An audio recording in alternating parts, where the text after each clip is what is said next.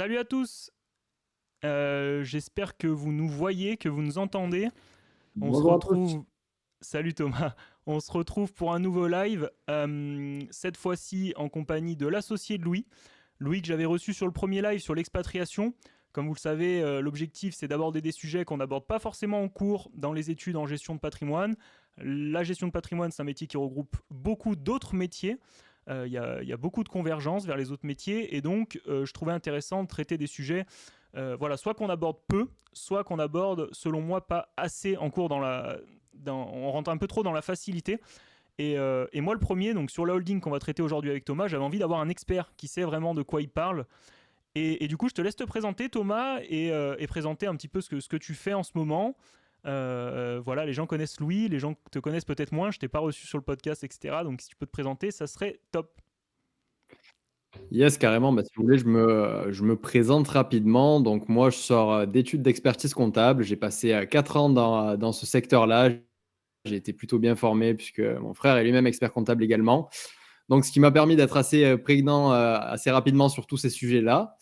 Donc, suite à ça, avec Louis, on s'est lancé sur les réseaux. Louis s'était lancé sur les réseaux un petit peu avant moi dans tout ce qui était gestion de patrimoine, mais bref, sur le contenu, dans tout ce qui était fiscalité, finance sur Instagram, sur LinkedIn et YouTube. Moi, je l'ai rejoint quelques mois plus tard. Avec Louis, on s'est rencontrés à un séminaire d'entrepreneurs et on a très vite remarqué qu'on était les deux seules personnes de notre âge qui parlaient de ces sujets-là. C'est pourquoi en début d'année, on a décidé de créer notre entreprise sur le sujet. Donc, on a créé MNC Conseil. MNC Conseil, comme vous l'avez compris, c'est une société de conseil où moi, je m'occupe de toute la partie liée à la fiscalité française, donc tout ce qui va être structuration, optimisation et stratégie de rémunération en France. On ne fait pas de comptabilité directement, on est associé avec un expert comptable qui traite en direct avec nous.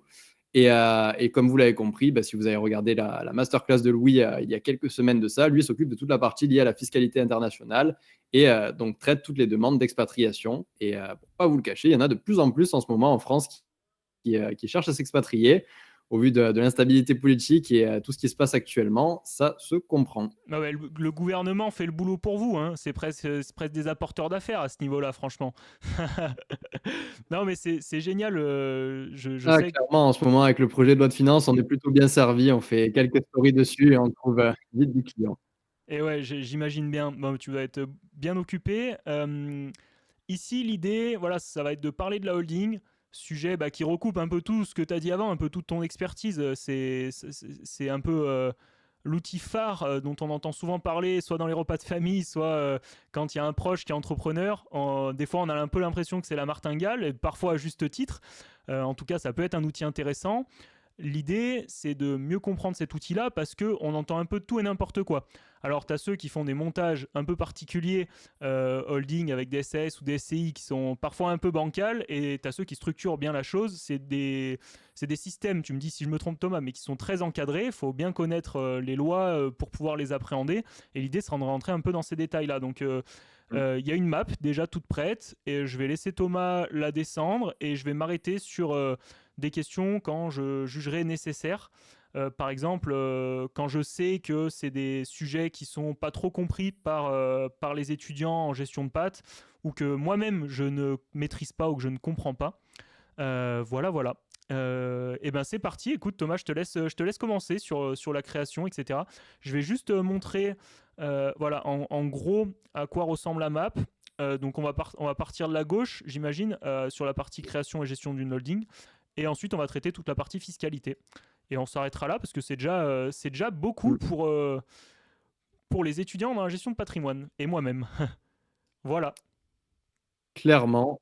Donc, écoute, si tu veux, je peux commencer. Donc, comme tu l'as dit, la holding, c'est souvent un sujet qui fascine tant les étudiants que les entrepreneurs en France, puisque c'est l'un des meilleurs moyens pour optimiser votre fiscalité. Concrètement, lorsque vous entreprenez en France, vous n'avez pas forcément, vous êtes obligé à un moment ou à un autre de passer par la création d'une holding, surtout si vous faites du chiffre. Et c'est même plutôt une bonne nouvelle d'arriver à la création de cette fameuse holding. Mais ça amène pas mal de questions et l'une des premières qui revient généralement, et une des premières erreurs que je vois, que ce soit chez les étudiants ou chez les entrepreneurs, c'est que souvent ces personnes-là croient que la holding, c'est une forme juridique en elle-même. Sauf Mm. que la holding, concrètement, pour en venir à la définition, ce n'est pas une forme juridique en elle-même, mais ça va être le nom qu'on va donner à une société. Et donc, concrètement, à travers ça, on voit que l'objet d'une holding, ça va être de détenir les participations financières que vous avez dans d'autres sociétés, qu'on appellera ainsi les sociétés du groupe. Pour faire simple, généralement, vous allez avoir une société opérationnelle. Cette société, elle va faire du cash et vous allez vouloir forcément optimiser votre fiscalité. Et on va en venir à créer une holding. Et l'objectif, à travers la création de cette holding, ça va être de transmettre les parts que vous détenez en nom propre à la nouvelle structure, à la holding, qui deviendra donc propriétaire de votre société. Et vous, vous serez propriétaire de la holding. Et on parle ainsi de structure à 2 étages. Donc, pour la définition légale, je vous l'ai mis juste ici, c'est une personne morale, donc soit une société qui permet de regrouper les participations financières de plusieurs autres sociétés, appelées ainsi société du groupe. Et d'ailleurs, si vous voulez, la vérité, c'est qu'il n'y a pas de définition légale pour une holding, donc ça, c'est une définition basique, mais si vous vous en fiez à la réglementation française, il n'y a pas de définition pour les holdings. Mais bon, on arrive à la déceler assez facilement. D'accord. Juste, Si tu veux, tu peux passer aux caractéristiques, Arnaud, à moins que tu aies une question sur. ouais, juste sur la holding, tu revenais, tu disais que c'était un outil intéressant qui fascine tant les étudiants que les entrepreneurs, et tu disais c'est un bon outil, mais c'est une bonne nouvelle quand on y arrive. Est-ce que pour toi c'est plus un stade, voilà, dire à tel niveau de revenu c'est presque obligatoire, ou c'est plus en termes de, je sais pas, il peut y avoir des particularités, par exemple sur certains domaines où un entrepreneur a potentiel, ou vraiment un intérêt patrimonial autre. Comment tu définirais un peu ça? Pour toi, c'est à partir, il y a un seuil où il y a plein d'enjeux à prendre en compte? Non, mais clairement, la holding, il n'y a pas forcément de seuil véridique de chiffre d'affaires. Souvent, le seuil, c'est ce que votre expert comptable ou votre avocat va vous dire, parce qu'il y a pas mal d'entrepreneurs qui veulent créer une holding alors qu'ils ne font même pas encore de chiffres sur leur société. Mais dans les faits, ça dépend surtout de votre personne, vos projets et quel est l'objectif à travers cette holding. Mhm. Il y a des holdings qui vont être créés pour un objectif de transmission. Donc là, c'est pour de la transmission concrètement. Il ne va pas falloir se fier à un chiffre d'affaires. Il y a des personnes qui souhaitent transmettre de l'immobilier avec une holding parce que Bien ça sûr. simplifie la chose. Il y a des personnes forcément qui vont vouloir créer une holding pour optimiser leur fiscalité avec une société opérationnelle qui fait déjà du cash. Donc là, c'est le cas classique. Au niveau du seuil de chiffre d'affaires, nous, ce qu'on recommande avec Louis, c'est généralement un bénéfice qui va tourner aux alentours des 50 à 100 000 euros à l'année. Donc un bénéfice non utilisé. Concrètement, ce qui veut dire que vous avez une société opérationnelle qui va faire du cash durant l'année. Vous allez vous rémunérer à titre personnel. Et en fin d'année, sur la société, il va rester entre 50 à 100 000 euros. Donc dans ce cas-là, ça devient complètement prégnant de créer une holding afin d'optimiser votre fiscalité et pouvoir réinvestir tout en limitant le frottement fiscal. Après, il Ouais. y a d'autres projets également qui peuvent être pertinents pour créer une holding dès le départ, notamment tous les projets qui vont tourner autour de start-up. Parce que généralement, quand vous créez une start-up, il y a toujours un moment où vous allez chercher à la revendre. Et pour pouvoir bénéficier d'une exonération sur la plus-value, le plus intéressant, c'est de créer une holding et de détenir vos parts pendant au moins 2 ans avec cette holding-là. Et ça vous permet d'avoir une exonération au niveau de la plus-value à hauteur de 88%. On pourra en discuter un petit peu plus en détail juste après, Arnaud. Mais dans l'idée, ça va être surtout ces sujets-là qui vont conduire à la création d'une holding. Donc, il n'y a pas vraiment de cas précis qui pousse une personne à créer une holding, mais il va falloir vraiment s'intéresser à sa situation pour comprendre les besoins et voir si c'est réellement intéressant pour lui. Ok, non, c'était juste là-dessus que je voulais revenir. C'est quoi là? On décide pas de créer une holding parce que son voisin ou son ami en a créé une. Il faut qu'il y ait un intérêt patrimonial derrière, et ça se réfléchit. C'est pour ça qu'il y a des personnes comme toi qui sont là pour conseiller les gens. Pour moi, c'est ok. On peut passer à la suite si ça te va sur les caractéristiques, parce que c'est là où ça devient intéressant.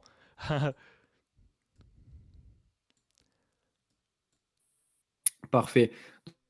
Donc, du coup, comme je vous l'expliquais au début, ce qu'il faut comprendre, c'est que la holding, c'est pas une forme. Mais en fait, la holding, ça va simplement être le nom qu'on donne à une société. Et au niveau de la forme juridique, il va falloir se référer au niveau des formes légales. Donc, les 2 grandes formes de sociétés commerciales que tout le monde connaît, c'est la SAS et la SARL. D'ailleurs, 90% des holdings sont créés sous forme d'une SAS ou d'une SARL. Ouais. Et également, on peut la créer sous forme de société civile. Pour ça, il va falloir s'intéresser à plusieurs points d'ailleurs pour choisir la forme juridique, notamment à la manière dont cette holding va être exploitée. Est-ce que ça va être une holding active? Est-ce que ça va être une holding passive? On y viendra juste après pour la distinction de ces 2 points.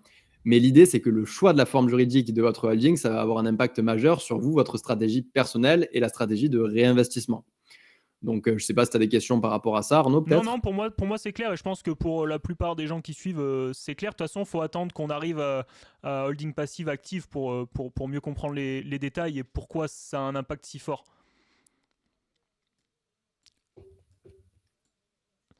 Du coup, sur la suite, donc ouais. Ouais, très clair. Bah, écoute, au niveau du nombre d'associés, bah, pour ça, il va falloir se référer à la forme juridique. Donc, la forme juridique, généralement, il faut 2 associés pour créer une société, si on s'en fie à la définition légale d'une société en France. Mais dans les faits, si vous décidez de créer une SAS ou une SARL, on peut créer une société unipersonnelle, donc ce sera une SASU ou une URL. Au niveau de l'objet social, donc là, on en vient au grand distinguo entre holding active et holding passive. Concrètement, pour expliquer simplement avant d'entrer dans le vif du sujet juste après, une holding passive, ça va être une holding qui va être créée et qui aura uniquement pour objet la détention de parts sociales d'autres sociétés, donc de titres d'autres sociétés, vos sociétés opérationnelles, vos SCI. Et donc, ce sera le seul objet de cette holding. Alors qu'une holding active, en plus d'avoir pour objet de détenir ces parts-là, elle va également exercer une activité au sein des sociétés filles. Pour faire simple, elle va pouvoir les facturer et pouvoir faire remonter de la trésorerie via des management fees. Mais ça, on va y venir juste après. Au niveau de la direction, pour vous faire un petit topo là-dessus, il faudra se référer à la forme juridique choisie. Par exemple, pour une SAS, il faudra nommer un président. Pour une SARL, il faudra nommer un gérant. Dans les faits, il faudra vérifier par rapport à la forme juridique que vous décidez de créer. Au niveau de la responsabilité des associés, pareil. Et au niveau des principaux intérêts, on en a déjà parlé un petit peu avant par rapport à ta question. Mais oui, pour créer une holding, concrètement, il va y avoir plusieurs intérêts à créer une holding. Un intérêt au niveau de la structuration stratégique et du contrôle du groupe, un intérêt vis-à-vis de l'optimisation fiscale, avec le fameux régime Murphy dont vous avez, je pense, dû entendre parler puisque vous êtes étudiant dans ce secteur-là, et également un intérêt au niveau de la transmission, puisque ça va grandement faciliter la transmission, notamment si vous détenez plusieurs boîtes. Et dans tous les cas, c'est plus simple de transmettre des parts sociales plutôt que de faire d'une transmission en nom propre dès que vous avez plusieurs enfants.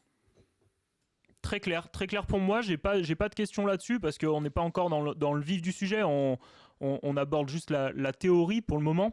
Et je suis allé un peu vite tout à l'heure en demandant à quel moment créer une holding, mais du coup, on va rentrer un peu plus dans le détail ici. Donc, si tu peux expliquer, c'est top, Thomas. Jusque-là, c'est très clair pour moi. C'est ça, clairement. Donc, pour créer une holding, parfait. Comme je vous le disais tout à l'heure, pour créer une holding, il n'y a pas de véritable moment parfait. En fait, ça dépend de chaque entrepreneur, ça dépend des problématiques du moment pour savoir s'il faut ou non créer une holding.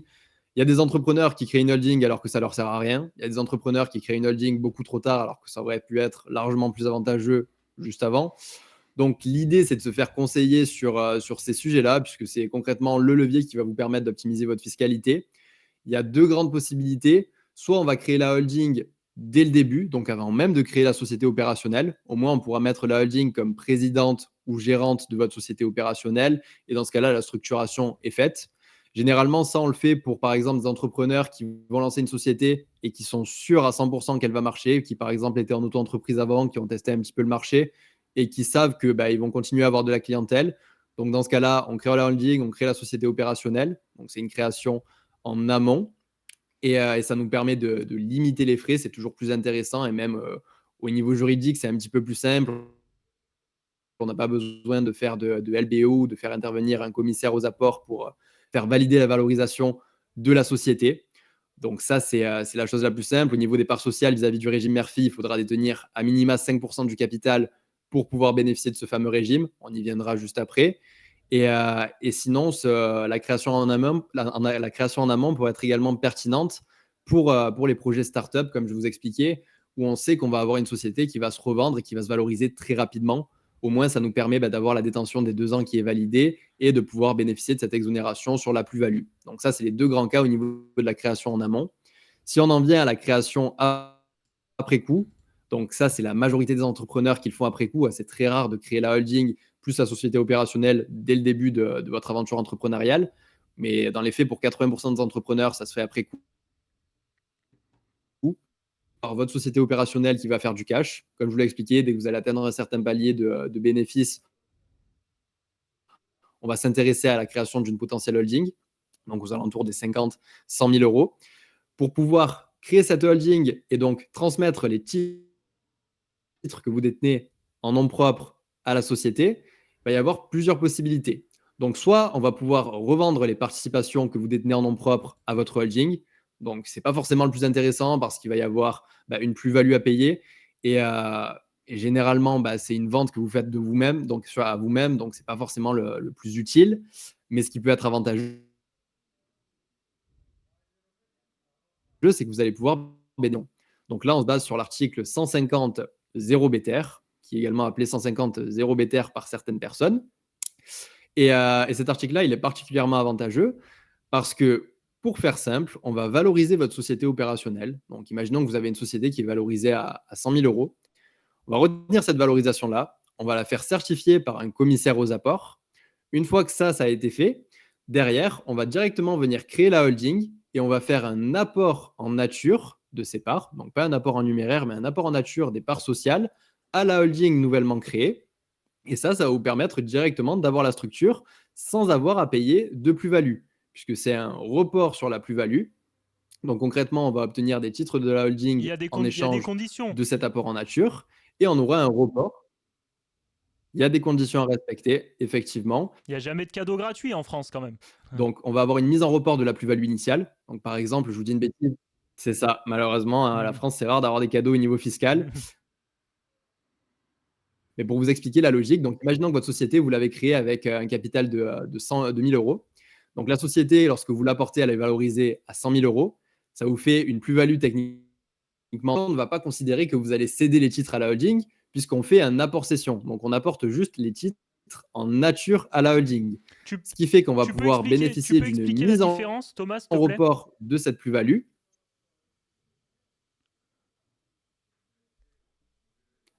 La différence entre l'apport en nature et l'apport en numéraire, juste, je pense que c'est OK pour la plupart des gens, mais juste pour expliquer, parce qu'il y a d'autres cas où c'est différent. Enfin, je pense que c'est important de faire la distinction.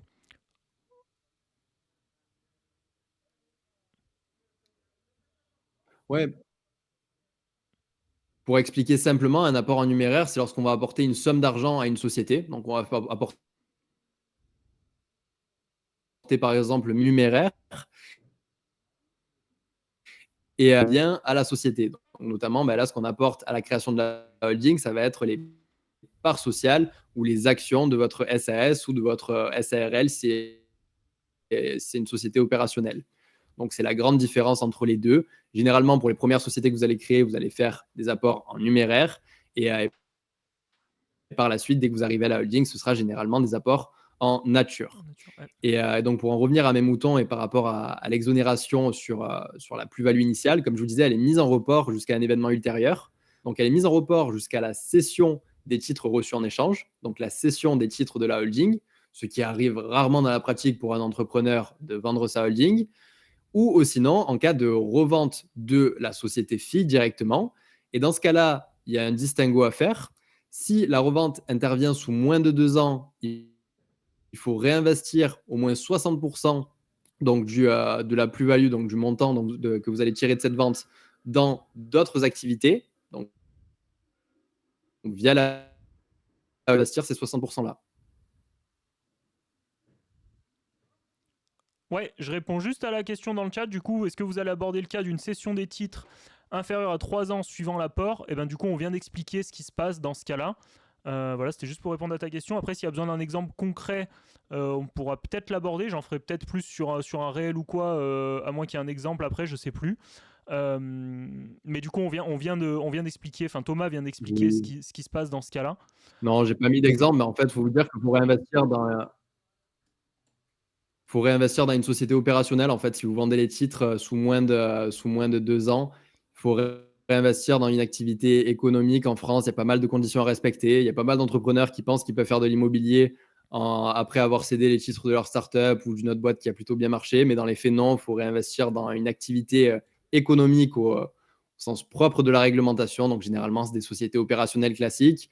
Ou si vous voulez réinvestir dans l'immobilier, ce qui est généralement fait, c'est de faire du para-hôtelier. Donc, soit d'acheter un hôtel, soit d'acheter un gîte. Et là, dans ce cas-là, c'est possible d'investir dans l'immobilier via la cession de ces titres. Ou des titres non cotés, non, de réinvestir dans une startup, ça se fait aussi. Enfin, en tout cas, il me semble avoir déjà vu. Ouais, sur du non-coté ou des Ça se choses fait comme ça. également, hein. Il y a pas mal d'entreprises qui sont spécialisées dans ça et qui accompagnent dans ces investissements. Ouais, Ouais, voilà. clairement. Bon, bah, d'ailleurs, ça, c'est pour répondre à la question du coup dans le chat, c'est souvent ce qu'on retient dans le 150 OBTR. Enfin, en tout cas, moi, c'est ce que j'ai retenu en premier, je pense, parce que c'est une des choses les plus intéressantes. Voilà, on va parler du coup de la fiscalité, si c'est OK pour toi, Thomas. Je pense qu'on a posé le cadre, enfin, en tout cas, tu as posé le cadre sur la holding et tu l'as très bien fait. Merci pour ça. Et du coup, bah, grosse partie sur la fiscalité Ouais, parfait. parce que là, il y a des choses à dire. Et on n'est pas à l'abri que ça évolue d'ailleurs. Il me semble qu'on n'a pas parlé. On n'a pas parlé de la différence entre holding active et Ah passive. Il y avait pardon, deux oui, petits c'est vrai schémas qu'on en l'a dessous abordé si juste, tu les as, si tu veux, on peut faire très le topo rapidement tout là-dessus. à l'heure. Du coup, on peut bien sûr les deux grands types de holding. Je te laisse reprendre du coup sur la holding passive. Tu l'as évoqué tout à l'heure, mais peut-être aborder plus en détail. Est-ce que ça implique Yes. dans les Allez, Ah oui, parfait. j'ai juste la Bah, question du coup, pour expliquer simplement, la holding passive, comme je vous l'ai dit tout à l'heure, c'est une société qui a uniquement pour but de détenir. J'ai juste une question du coup dans le chat. La même personne qui demande économie réelle, ok, mais on peut investir via un club deal en IMO. Est-ce qu'on peut faire un club, est-ce qu'on peut réinvestir via club deal? Il me semble que oui. Hein. Ça change rien dans l'idée. C'est comme Oui, ça ressemble à du non coté. C'est juste qu'on est dans l'IMO, mais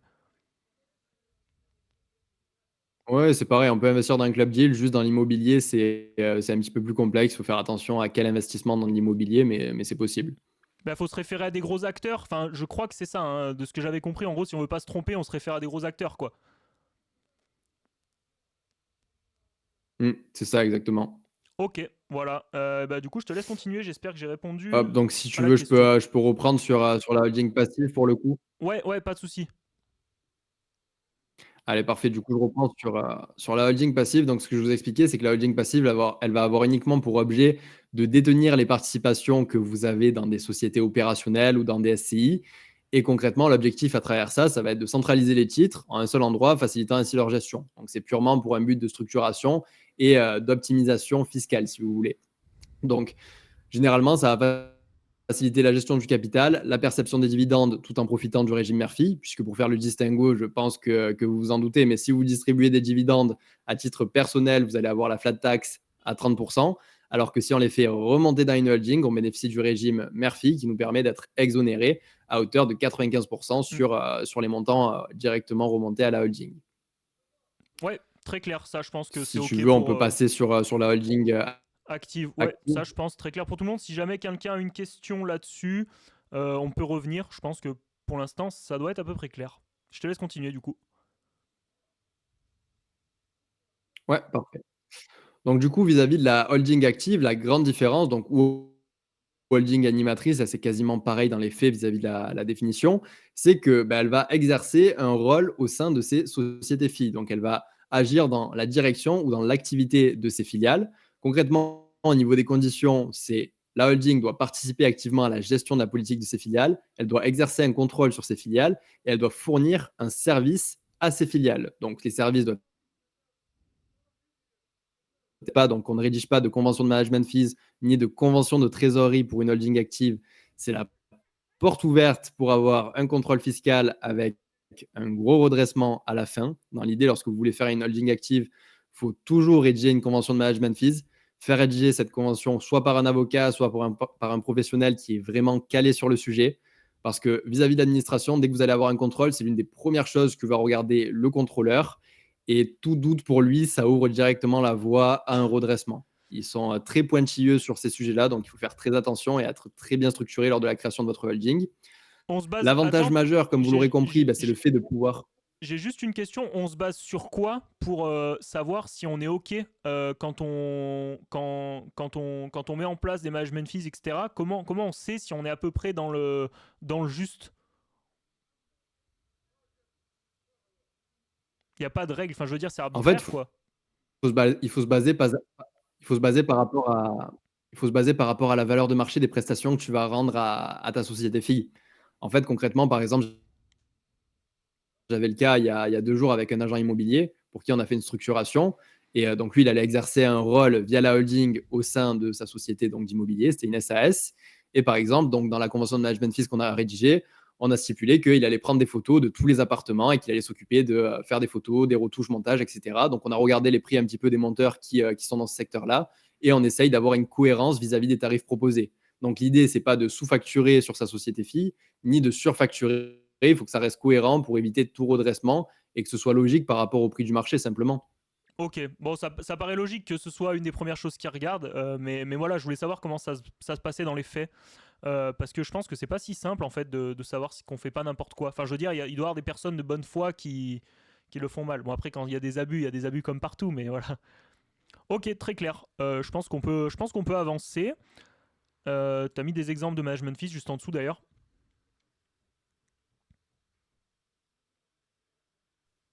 Ouais, c'est ça. J'ai mis plusieurs exemples, administratives et financières, services juridiques et comptables, ressources humaines et recrutement.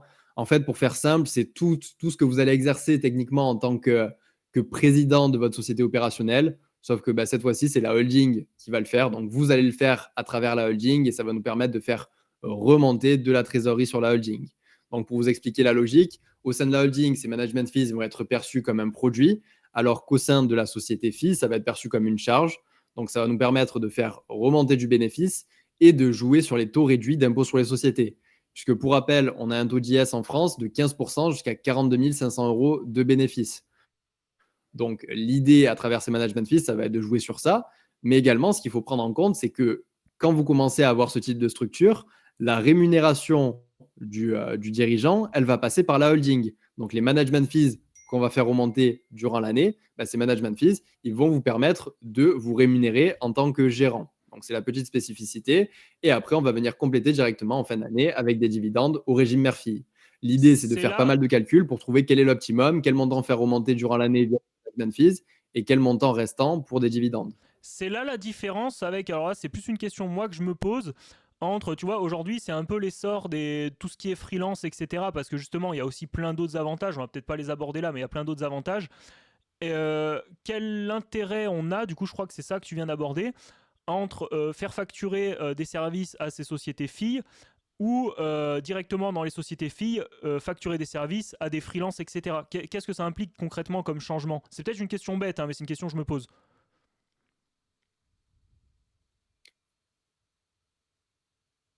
Concrètement, l'idée ici, c'est que ça te permet à toi de jouer sur le seuil de bénéfice et surtout de ne pas perdre de l'argent puisque en fait, là, tu te rémunères à toi à travers la holding. Alors que si tu payes un freelance, ces sommes-là, ok, c'est une charge sur ta société, ça te Ouais. permet de payer moins d'impôts sur les sociétés, mais cet argent-là, tu l'as perdu entre guillemets. Alors que là, dans l'idée, c'est juste de la refacturation pour optimiser fiscalement. Ah Et oui, donc d'ailleurs, il y a une chose dont, t'agis des deux côtés au lieu que juste passer une charge. Alors passer une charge, c'est un premier dont j'ai step pas parce que parlé, du coup, tu baisses ton lorsqu'on IS, va mais... créer un montage avec une holding, il faut systématiquement avoir une. C'est ça. Et, euh, et du coup, ce que j'expliquais, c'est que lorsqu'on va créer on va faire un montage en France, et cette substance économique qui vous permet de ne pas être recaractérisé en abus de droit fiscal. Sinon, si vous êtes caractérisé comme un abus de droit fiscal, concrètement, le montage n'est pas valable vis-à-vis de l'administration, ce qui fait que vous ne pourrez pas bénéficier du fameux régime mère-fille, ni des management fees que vous avez fait remonter durant l'année. Donc concrètement, pour faire simple, ce ne sera pas déductible au sein de la société fille, et ce sera imposable par contre au sein de la société mère. Ok, très clair pour moi. Maintenant qu'on vient d'aborder les deux principales formes de holding, donc la holding passive, la holding active, j'avais noté une question. Dans quel cas une holding d'animation est préférable à une holding passive? C'est-à-dire dans quel cas on se dit, voilà, est-ce qu'il n'y a que l'aspect facturation, voilà, est-ce qu'on a besoin de facturer des services à ces sociétés filles, ou est-ce qu'il y a d'autres aspects qu'on n'aurait pas abordés là qui rentrent en compte concrètement? Et est-ce que les formes juridiques jouent entre sociétés, entre holding passive, holding active? Voilà. Est-ce que si on veut une holding active, il est préférable de créer une SARL par exemple ou une SAS? Enfin voilà. Dans quelle mesure ça joue?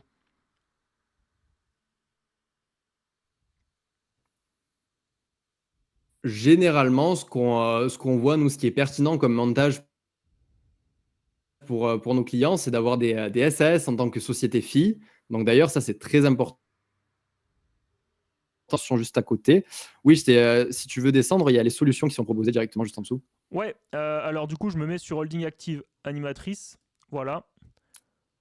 Bah, tu peux descendre juste en dessous, même je parle du montage pour comment l'optimiser. En dessous, il y a Ouais, alors d'autres attends. schémas, il me Les semble. solutions, c'est dans les solutions, on est d'accord, hein.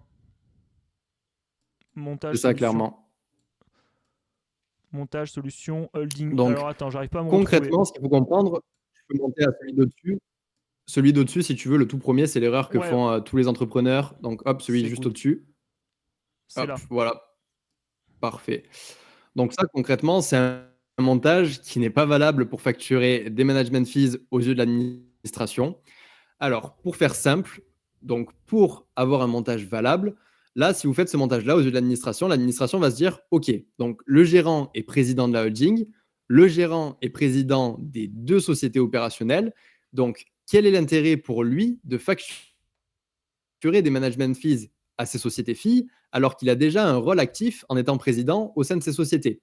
Concrètement, si tu es dans ce cas-là, tu ne peux pas facturer légalement des management fees. Aux yeux de l'administration, ce sera considéré comme un abus de droit fiscal parce que simplement, l'objectif à travers ça, ça va être de faire remonter du bénéfice pour payer moins d'impôts, donc jouer sur les taux d'IS, jouer sur le régime mère-fille, mais fiscalement parlant, c'est pas viable. Et si tu te fais contrôler, tu es sûr que ton montage va se faire redresser. Donc tout ce que Ouais, tu as fait remonter, ce sera imposé au sein de la holding et également au sein de la société fille. la règle, il me semble, c'est voilà, faut pas que ça ait un Et aux intérêt yeux de l'administration, tu purement n'as fiscal. aucun intérêt à facturer via la holding. C'est ça, exactement. Alors que quand tu fais ce montage, là, il y a uniquement un intérêt fiscal à facturer des management fees puisque tu es président des deux sociétés. Donc, aux yeux de l'administration, tu n'as aucun intérêt à le faire. Tu devrais le faire directement au sein des structures opérationnelles. Voilà, vous avez tout expliqué ici. Donc, si tu veux, tu peux. Je montrais juste le texte à droite. Voilà pourquoi, mais c'est ce que tu viens d'expliquer. Mais je montrais voilà les articles, etc. C'est encadré. C'est encadré. Donc ça, c'est purement interdit. Il y a des fois où c'est arbitraire. Là, c'est clairement écrit noir sur blanc. En gros, que c'est interdit, quoi. Et ensuite, du coup, les solutions. Je te laisse aborder. Donc, au niveau des solutions, donc pour faire simple, ce qu'il va falloir faire pour éviter que ce soit requalifié en abus de droit fiscal, c'est que vous n'allez plus être président directement des sociétés opérationnelles, mais c'est la holding qui va devenir présidente de ces sociétés-là. Et pour que le montage soit le plus optimal possible, ce qui est pertinent de faire, c'est de mettre les sociétés opérationnelles sous forme de SAS.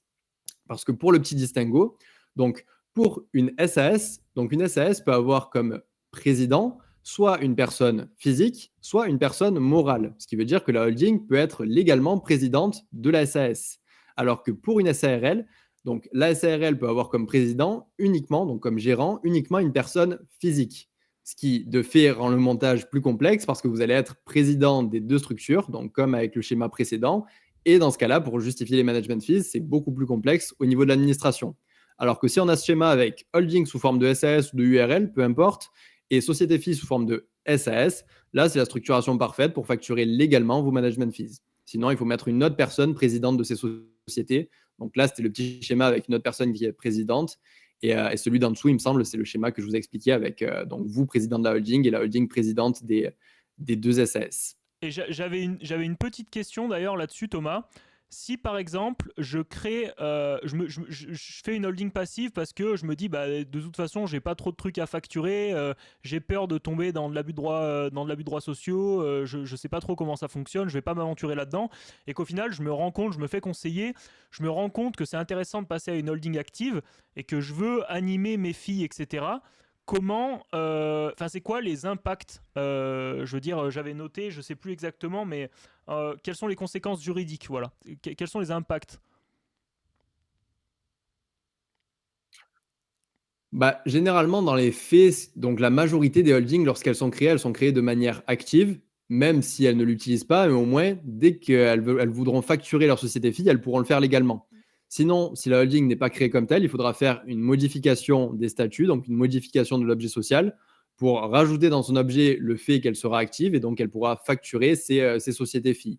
Mais dans la pratique, lorsqu'on va créer une holding, sauf pour un retraité, Mais sinon, pour une personne active, dans 90% des cas, on va créer la holding de manière active pour que ça simplifie la gestion par la suite si jamais il souhaite facturer ses sociétés filles. Ok, et juste après, ça revient un peu au montage, les solutions que tu dis et tout, mais est-ce qu'une holding qui est minoritaire sur l'une de ses filles, admettons, euh, peut être active, peut quand même facturer, etc. Est-ce que c'est faisable ça? Légalement, je veux dire.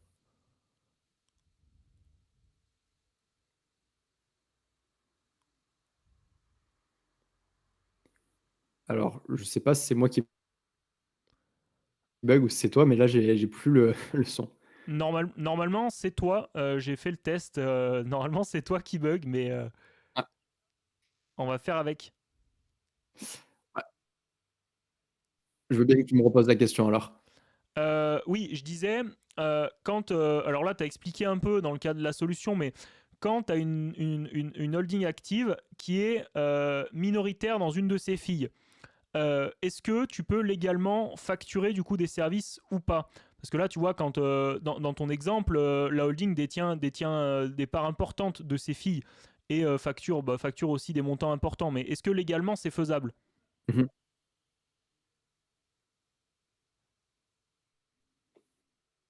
Ouais, légalement, c'est faisable. En fait, il faut juste que la holding ait une fonction donc, dans la gestion de ses sociétés filles. Si elle n'est pas présidente, elle peut être dirigeante, elle peut être directeur général ou autre, peu importe. Dans les faits, rémunération. Donc, par exemple, si tu as 10% des parts, mais que tu t'occupes de toute la partie comptable et RH au sein de ta société fille, ben, tu auras une facturation qui sera cohérente par rapport aux prestations que tu rends. Même si tu ne détiens pas 100% ou tu ne détiens pas plus de la majorité. Ok, très clair pour moi, merci. C'est la question que je me posais. Et tu as abordé une deuxième solution juste en dessous, du coup, c'était un montage un peu différent. Je regarde juste. Ouais, bah, t'avais expliqué à côté, mais tu avais abordé dans tous les cas. Mais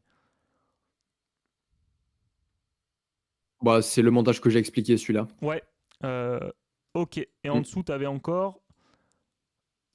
Ah oui, bah là, on arrive dans quelque chose de différent. Je crois que c'est à 3 étages, non? C'est ça?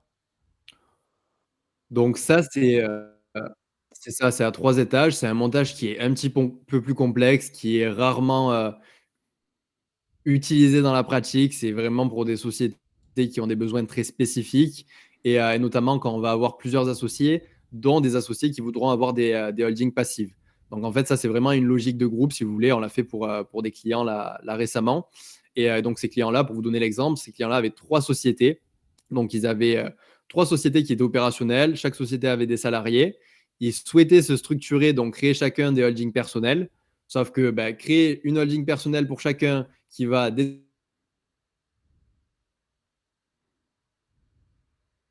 détenir les parts à faire, c'est qu'on va faire une holding intermédiaire, donc une holding qui sera dédiée au groupe. Ici, c'est une société de management, donc concrètement, c'est une holding active qui va avoir plusieurs objets de facturation afin de faire remonter de la trésorerie de ces sociétés filles, donc ici de la SASA et de la SASB. Et ensuite, une fois que la trésorerie sera remontée au sein de cette société de management, ça va nous permettre de réinvestir dans d'autres sociétés pour le groupe. Par exemple, nos clients, eux, souhaitaient acheter leurs locaux. Donc, on va directement réinvestir via cette holding de groupe pour acheter des locaux professionnels Ok. via une SCI. Et ensuite, eux, pour se rémunérer à titre personnel, on leur a fait chacun au-dessus une holding personnelle pour chacun des associés. Ok. Est-ce que dans une société familiale comme ça, alors là, voilà, j'imagine que ça commence à être un gros groupe, mais admettons que ce soit une société familiale, est-ce que ça a un impact sur la transmission de ces titres, par exemple, si on veut transmettre à ses enfants, etc. Peut-être qu'en détenant via une holding, je me dis, c'est alors au-delà du trade, etc. J'aborde pas toutes ces choses-là, mais c'est plus sécable entre guillemets. On peut transmettre des parts sociales, du coup, on peut transmettre plus équitablement sans avoir à avoir une compensation, enfin comment ça s'appelle, une prestation compensatoire en échange. Ouais, une soulte. Une soulte, exactement. Merci. Non, c'est ça, clairement, c'est largement plus simple de transmettre avec une société. Pour faire simple, l'exemple classique, c'est j'ai une maison, j'ai 3 enfants, demain je décède. Bah, comment va se répartir ma maison? On ne peut pas la diviser en trois. Donc, soit un des enfants va la récupérer et va racheter Hmm. les parts des deux autres, soit sinon on va vendre la maison. Donc, fiscalement parlant, ce n'est pas optimal. Alors que si on a une structuration avec, par exemple, un bien qui est détenu par une société, chacun des enfants va récupérer 33% des parts de la société. Et ensuite, libre à eux de se les vendre, de les garder, de mettre le bien en location. Ça facilite la transmission et c'est largement plus simple pour le notaire, mais également pour les différents partenaires qui sont impliqués à travers cette succession. Et c'est également plus simple vis-à-vis de la famille. Très clair pour moi. Je pense que c'est cool là-dessus. On a parlé générateur de cash flow, etc. Bon, ça, c'est encore. Tu l'as abordé tout à l'heure, en fait, sur la holding active, pardon. Pour moi, on peut passer du coup à la fiscalité, sujet important, et dans les timings, on est plutôt OK si ça te va. Ouais, parfait. Allez, parfait, c'est parti. Du coup, gros sujet, la fiscalité. Voilà, alors souvent, du coup, voilà, vous avez compris, il y a un intérêt patrimonial quand on crée une holding, éviter le frottement fiscal grâce au régime mère-fille, au régime de l'intégration, etc. C'est ce qu'on va aborder un petit peu ici.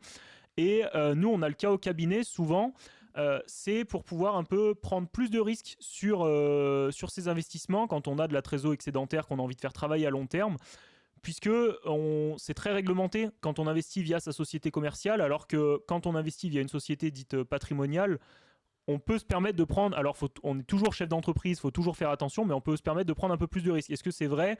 À quel point c'est vrai ça, Thomas? Dans les faits, ça dépend de l'activité de ta société opérationnelle. Donc, la holding, ça va avoir un objet social qui va être assez large généralement, mais l'idée, ça va être en fonction de si cette dernière est active ou passive, ça va être ta structure personnelle à toi, donc tu pourrais également y faire passer des frais. Mais dans les faits, c'est pas forcément plus simple de se faire passer des frais via sa holding. Il faut vérifier par rapport à la société opérationnelle, par rapport à ton activité.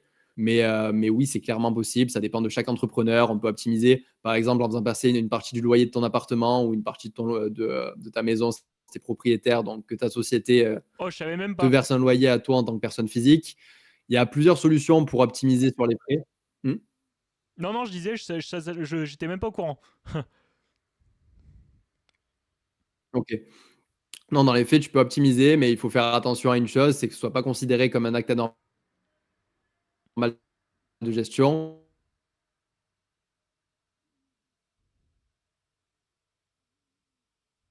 Ah, on t'a Parce que quand perdu. c'est considéré comme un acte anormal de gestion, derrière, c'est jamais bon signe quand tu es entrepreneur. Ok, je sais pas si tout le monde t'a entendu. Je crois que t'as un peu des bugs, Thomas, mais c'est pas grave. On t'entend à peu près quand même. Et les gens voient de toute façon le schéma qui est à l'écran. Du coup, je te laisse démarrer si tu m'entends.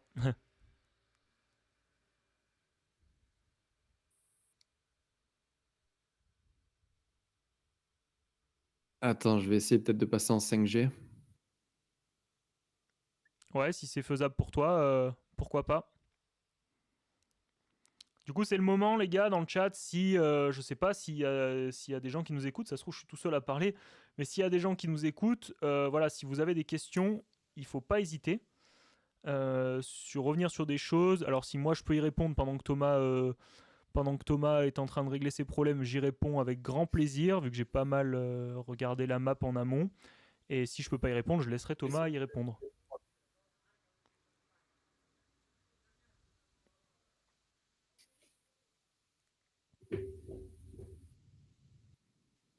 Ah, c'est le moment. Est-ce que tu m'entends, Thomas?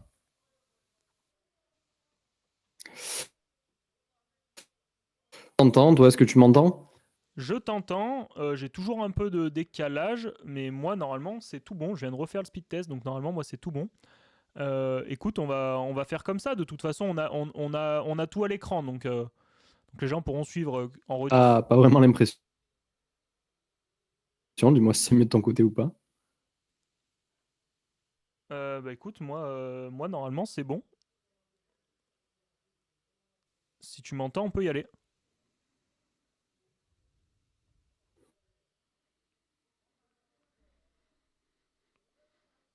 Ouais, parfait, on peut continuer. Hop. Du coup, sur l'imposition des bénéfices. Donc c'est là où ça va avoir un vrai impact selon la façon de vous rémunérer entre, entre la SARL, la SAS, enfin les différentes formes juridiques. Je te laisse démarrer, Thomas.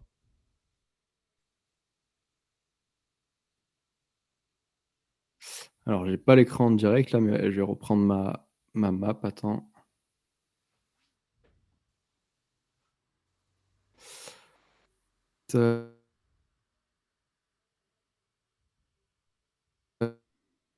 Tac.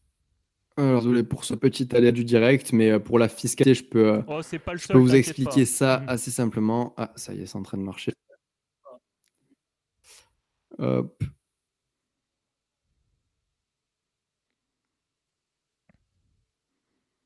J'en ai toutes les semaines des aléas du direct, t'inquiète pas. Je commence à avoir l'habitude. C'est la vie de streamer. C'est difficile. Parfait, on s'adapte.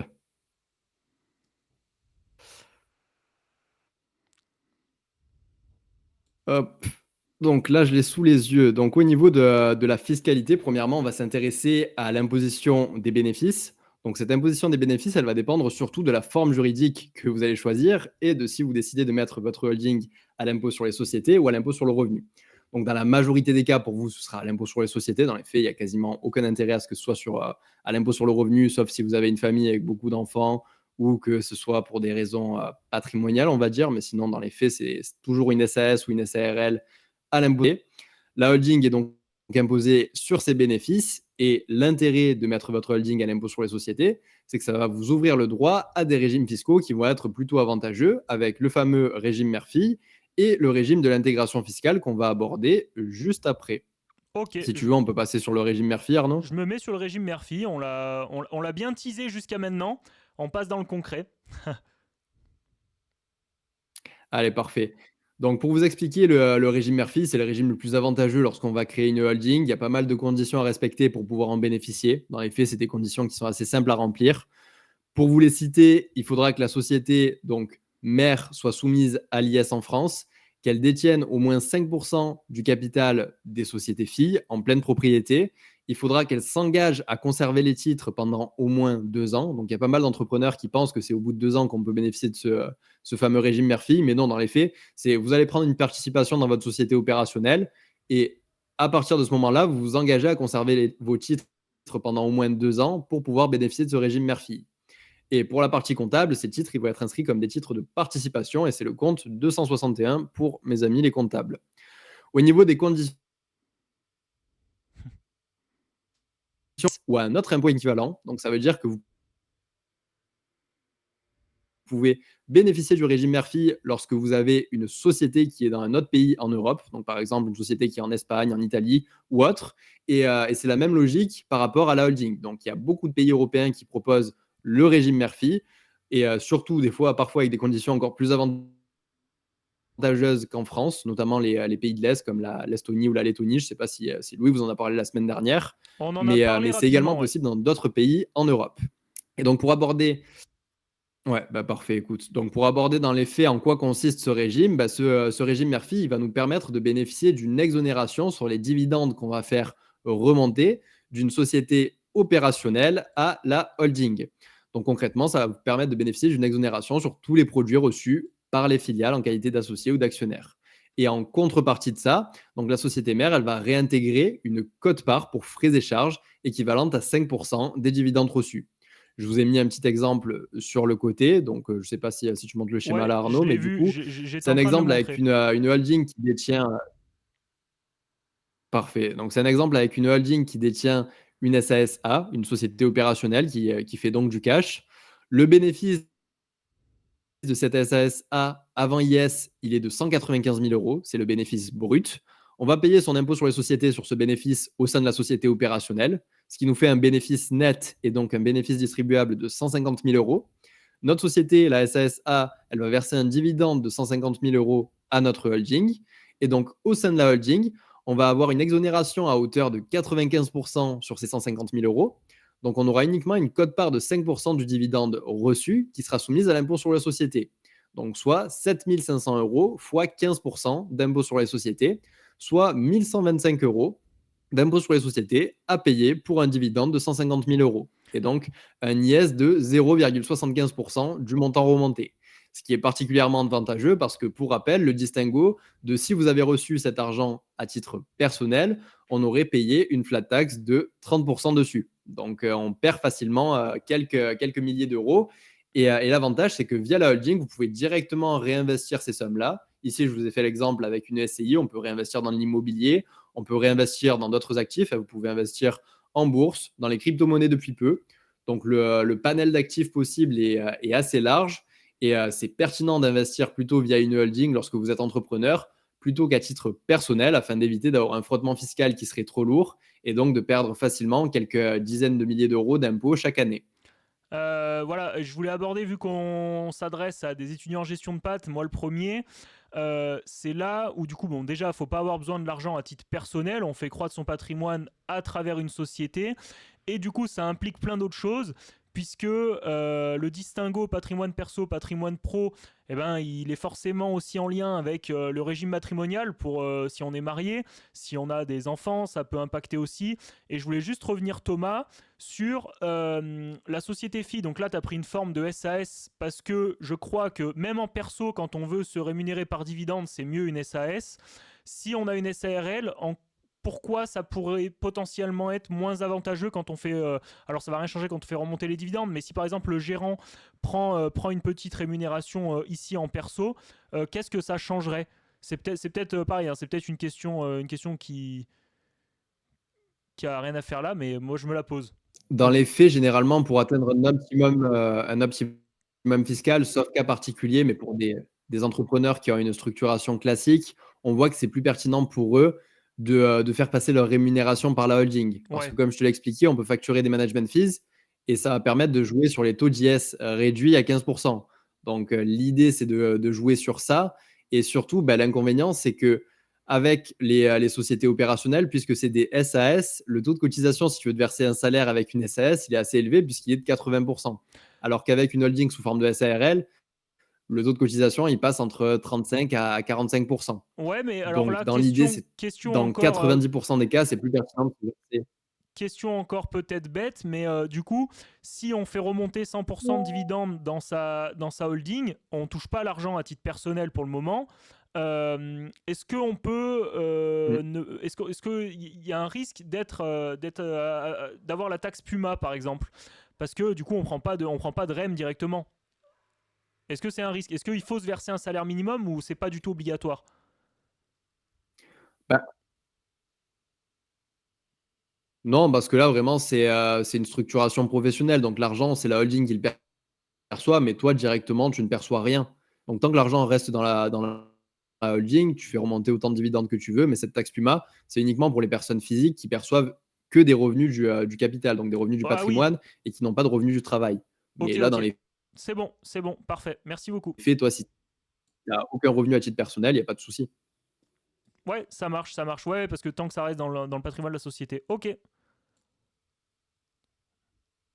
C'est ça. Et là, il y a une petite spécificité à laquelle il va falloir faire attention avec le projet de loi de finances 2026 qui devrait arriver dans les prochains jours.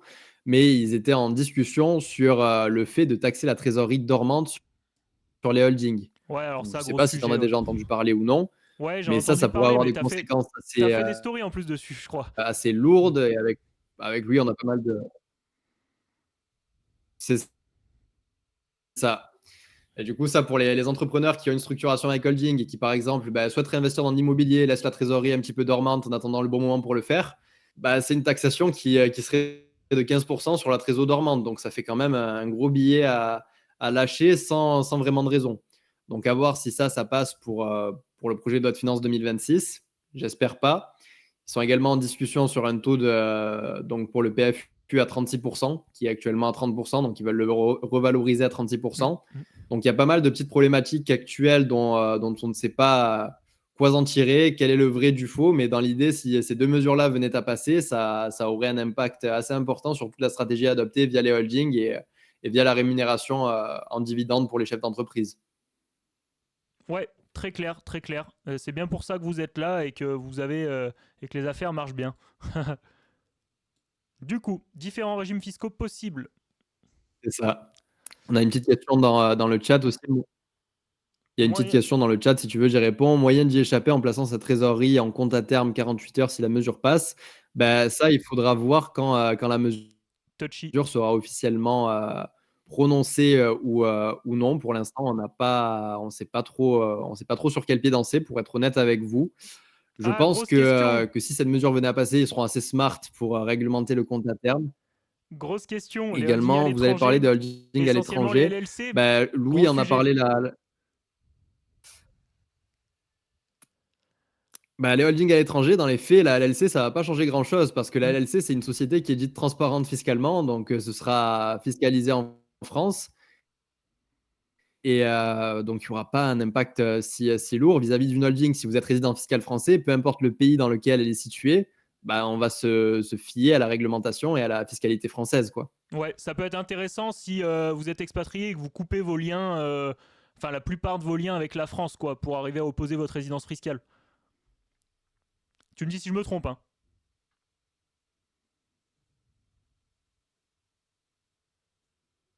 C'est ça exactement.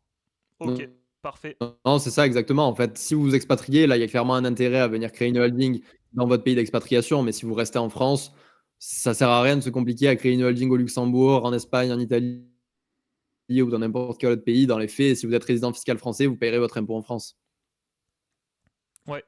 Bon, il peut y avoir d'autres avantages, je crois, mais en tout cas pas là-dessus, ouais. Ou alors, il faut vraiment que ça ait un gros intérêt, quoi. Oui, il y a d'autres avantages, mais dans l'idée, dans la globalité de la chose.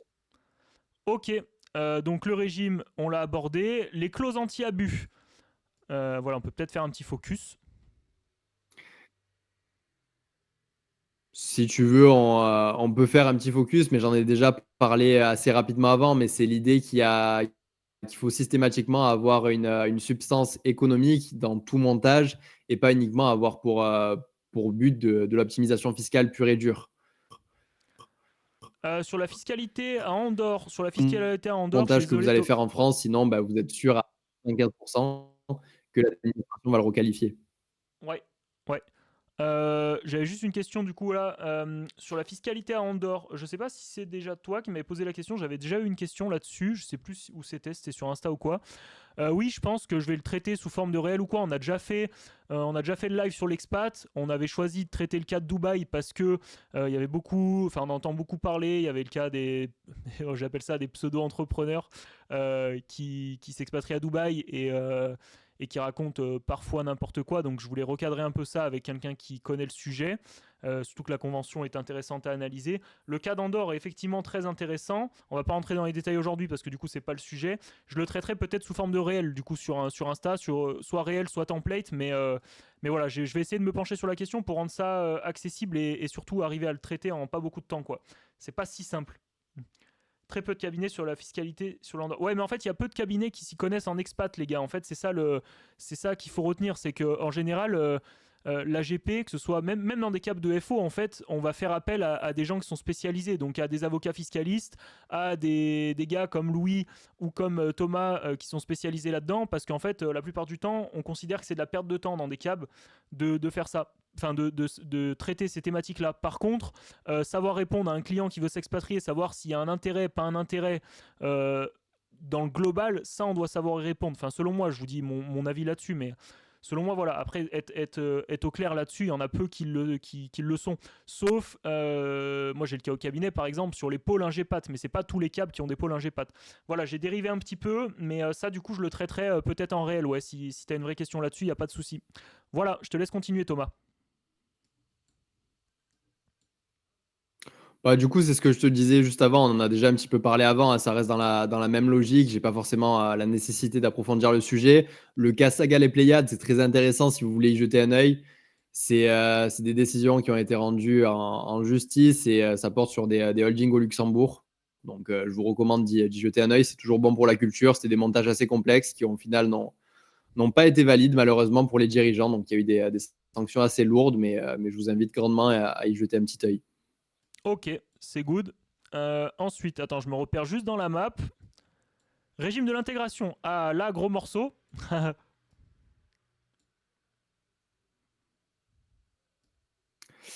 Alors, régime de l'intégration fiscale. L'intégration fiscale, c'est très intéressant. Dans les faits, c'est utilisé donc uniquement par les grands groupes ou par les entrepreneurs qui ont pas mal de sociétés. C'est intéressant lorsque vous allez avoir des sociétés déficitaires surtout. Donc, l'idée, c'est d'avoir, par exemple, un groupe de 5-6 sociétés, dont quelques sociétés qui seront déficitaires. Et l'intérêt avec ce fameux régime de l'intégration fiscale, ça va être que l'imposition va être calculée uniquement au niveau de la société mère, donc au niveau de la holding. Concrètement, chaque société va tenir sa comptabilité durant l'année. On va avoir 3 sociétés bénéficiaires, 3 sociétés déficitaires, et les bénéfices des unes vont être compensés par les déficits des autres. Donc, c'était la chose. Ça marche plutôt bien quand on fait de l'immobilier parce que généralement, quand vous faites de l'immobilier, les premières années, vous allez avoir une société qui va être déficitaire. Donc, ça vous permet de ne pas payer d'impôts directement sur vos autres structures. Donc, on voyait ici que la SASA tirait un bénéfice de 150 000 euros. La SASB était déficitaire de 70 K et la SCIA était déficitaire quant à elle de 80 K, si je ne dis pas de bêtises. Donc, on voit qu'on arrive au final à un impôt sur les sociétés à payer de 0 euros puisque le résultat fiscal est de 0. Alors que si chacune des sociétés avait payé son impôt indépendamment, la SASA aurait quand même payé un IS qui serait assez conséquent au vu de son bénéfice. Donc, Ouais, l'idée, c'est de profiter de ce régime de l'intégration fiscale lorsque vous en avez la nécessité. C'est assez complexe à mettre en place. Si tu veux, Arnaud, on peut présenter les quelques conditions que j'ai mis juste sur le côté. ouais, j'étais juste sur le schéma et je voulais juste revenir sur l'immobilier. Tu me dis si je me trompe, mais du coup, ce qui est intéressant, c'est d'avoir vraiment soit de faire du déficit foncier pour avoir un maximum de travaux et passer tout ça en charge, soit par exemple des monuments historiques qu'on rénove ou des choses comme ça. C'est ça, mais dans les faits, quand tu vas faire de l'investissement IMO en France, que tu le fais via une SCI à l'impôt sur les sont conséquentes, tu seras systématiquement déficitaire dans les premières années parce Oui. qu'en fait, on va pouvoir amortir la construction. Donc concrètement, quand j'achète un bien immobilier en France, comptablement parlant, on va avoir la construction qui va être amortissable et le terrain. Et la construction, elle va généralement représenter entre 60 à 80% de la valeur globale du bien immobilier. Et cette construction, on va l'amortir sur 20 à 30 ans. Et dans les faits, ça te fait une charge à passer en comptabilité qui va compenser quasiment tous tes loyers. Et également, tu fais souvent des travaux les premières années pour rénover un petit peu le bien et le remettre au goût du jour. Donc, dans les faits, on voit que nous, nos clients sont déficitaires pendant les 5 à 10 premières années lorsqu'elles font un investissement immobilier. Ça ne veut pas dire qu'elles perdent de l'argent dessus, mais c'est que juste puisqu'on peut amortir la construction, ça nous permet de ne pas payer d'impôts et d'avoir une société qui est déficitaire, mais qui en réalité a de la trésorerie. D'où l'intérêt pour ça d'établir une convention de trésorerie pour faire circuler la trésorerie par la suite au sein du groupe. Et donc, cette trésorerie qu'on n'utilise pas forcément dans les SCI, l'utiliser sur les sociétés opérationnelles ou sur la holding. Ouais, ok. Petite question, est-ce que la convention de Trésor, elle régit aussi les réserves, enfin les réserves, pas la réserve légale, je parle, mais les réserves, je sais plus comment ça s'appelle, statuaires.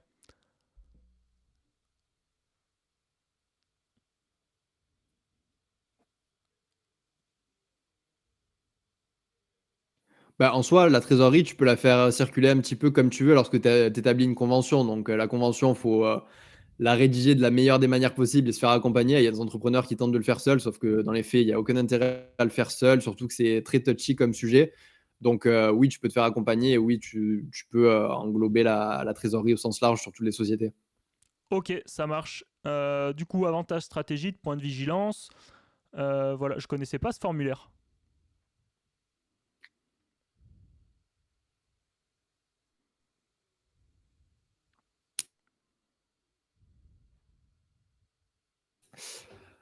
C'est un formulaire purement comptable, en fait, assez de conditions à respecter. Notamment, il faut que chaque société soit calée sur un même exercice fiscal. Donc, par exemple, elles vont toutes ouvrir au 1er janvier et clôturer au 31 décembre. Également, il faut engager 5 ans à maintenir ce régime de l'intégration fiscale et il faut en faire la demande parce que ce n'est pas automatique. Ouais, ok. Je remets juste ici. Ok, voilà. Donc voilà, c'est juste, je voulais montrer, voilà, optimisation du cash flow, etc. On est passé, mais du coup, il l'a montré, etc. Ok, je pense qu'on est plutôt bon. TP de holding sur des boîtes Ouais, étrangères je pour pense qu'on éviter a les fait un bon impôts. petit tour du sujet. Après, T'as une question dans le chat, si bien tu la vois, je te laisse y évidemment, répondre. des heures et des heures.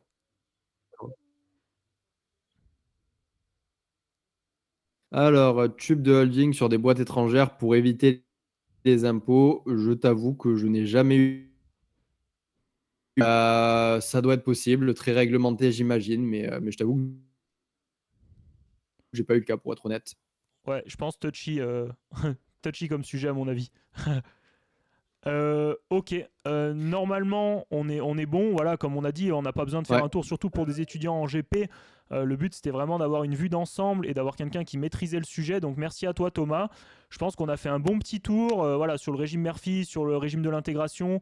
Avec On a vu plaisir. pas mal de choses sur des montages. Si vous voulez la map, comme d'habitude, je vais vous la mettre sur LinkedIn. Je vais faire un post la semaine prochaine, certainement. Je vous enverrai la map pour ceux qui la veulent. Il y aura la rediff sur YouTube. Je viens de sortir un podcast tout à l'heure sur le Café Finance, donc ceux qui veulent le voir, voilà, foncez. Et on continue, donc les lives. Donc semaine prochaine, je serai avec un prof de l'EM Lyon. On va traiter de la finance d'entreprise, apprendre à quelques tips pour descendre un bilan, un compte de résultats sans faire d'erreur. Donc on reste un peu quand même dans le même domaine, mais on se balade comme ça et on progresse ensemble. C'est super. Merci à toi, Thomas. C'était super cool. J'ai appris des choses, donc top. Merci beaucoup. Avec plaisir. Merci à toi pour l'invitation et au plaisir de se reprévoir ça pour un autre sujet si tu as des demandes par la suite. Ok, super. Bah, merci à vous pour les questions dans le chat et puis on se dit à bientôt. Ciao, ciao. Merci à tous. Ciao, ciao.